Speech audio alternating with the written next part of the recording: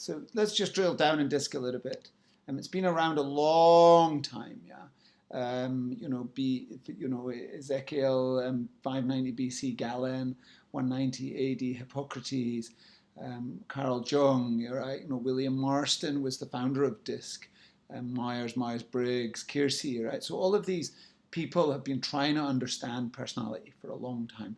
So personality testing, profiling is something that's existed throughout history. It's not something just out of the blue and someone thought about it. Do you know better? Is your gut feeling better than years of psychological research? Look, the answer is definitely not. A lot of studies have shown that personality profiling is far more accurate. And again, there's a lot of research on the web. Go take a look at it, read up about it, see what that tells you. Look, I come back to this point about pigeonholing. It's not about pigeonholing. It's about helping people understand what their profile is and giving them an accurate perspective on who they are, what they're doing, and how they're doing it, why they do what they do. Once you understand why people do what they do, you can help them get the most out of whatever they're doing, whether it's life or business or whatever. The test allows you to really deeply understand yourself and people. And that leads me into this. So we want to have a methodology of trying to rationalize who are we talking to?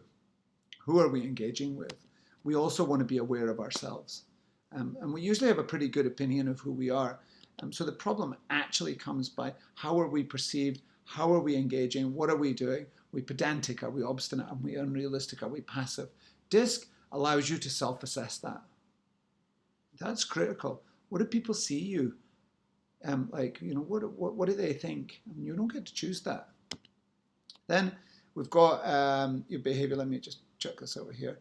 So look, it's changed the language there for some reason. I don't know why. Yeah, that's really strange.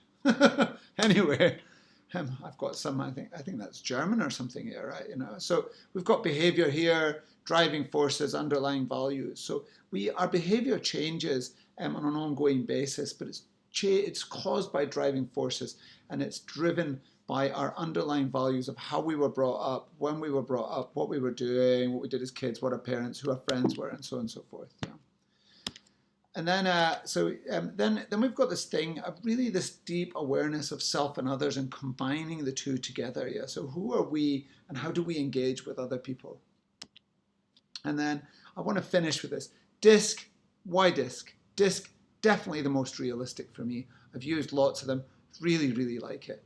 It's trusted by millions and millions of people. It's extremely intuitive.